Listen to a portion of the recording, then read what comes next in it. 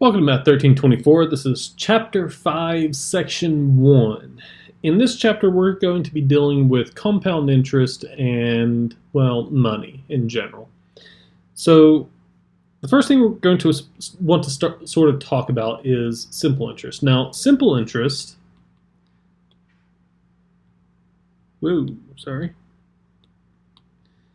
Simple interest is interest that you're just awarded once at the end of a period. And then just, that's it.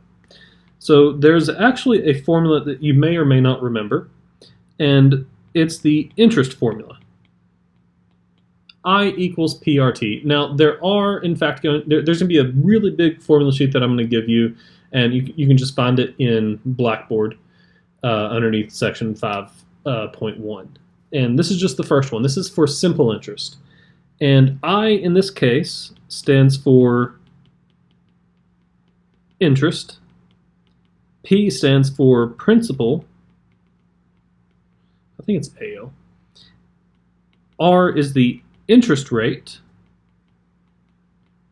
but specifically can only be used as a decimal because we never work with percentages as percentages. We actually work with percentages as decimals. And T is the time. Now, usually in years, but it really depends on what the interest rate is. If the interest rate is in per year, then yes, time will be in per years. But if the interest rate was per month, time would be in months. So it really all depends on the time units for each one of those being the same. Now, this really is not that hard. It says find the simple interest with this information. So we have 1975 at 6.3% for 35 weeks. Now, if it just says percent for the interest rate, it's assumed to be per year. And so in this case, what we're told is, well, first of all, we have four variables here. I, we don't know because that's what we want to figure out. P is the principal, and that's going to be how much ever you have currently, right now, today. So that'll be the principal. So 1975 goes there. R is the interest rate as a percentage. Now this is given it to us in percent. Excuse me, as we need it as a decimal. We need it as percent. So move it to the left 2. Move the decimal to the left 2, making that 0.063. And then for the time, notice that it's in weeks. So 35 out of, well, how many weeks are there in a year? 52. So time will be 35 over 52. And so notice that if I plug everything in, I just get I is equal to 1975, and then times 0.063, and then times the time, which is 35 over 12. And then we just type that in. I'll go ahead and show you the way that I type it in, and I'll see you in the calculator. Welcome back to the calculator. So we just want to type in 1975 times 0.063, so 1975 times 0.063, and then times 35 over 12. Now we can do it this way, times alpha y equals enter, and 35 over 12, 35 right arrow, and then 52, I don't know what I was talking about, and then enter. Did I say 12?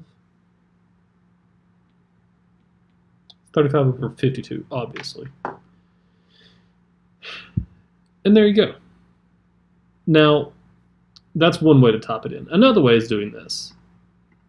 So 1975 times 0.063 times the 35, and then just divide by 52. It'll give you the same answer. Either one, it doesn't really matter which one you do. It's a preference at this point. Since there is no addition or subtraction, it really doesn't matter, especially since division is at the end. Alrighty, well, I'll see you in the notes. Okay, welcome back to the notes. Now the answer that I got was 83.7475 9615. And it just keeps going. But I don't want to use all these decimals. And the reason why is because we're talking about money. And remember, money, well, frankly, we only go down to the decimals. Well, technically to the hundredths place. The cents place, if you will.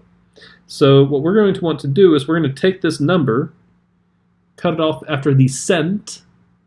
Notice that this number is greater than 5, so that means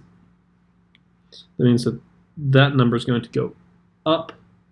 That means that the interest here will be $83.75.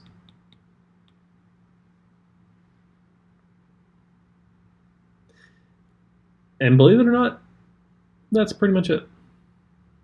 Alrighty, well, in that case, I'll see you in the next video. Have fun.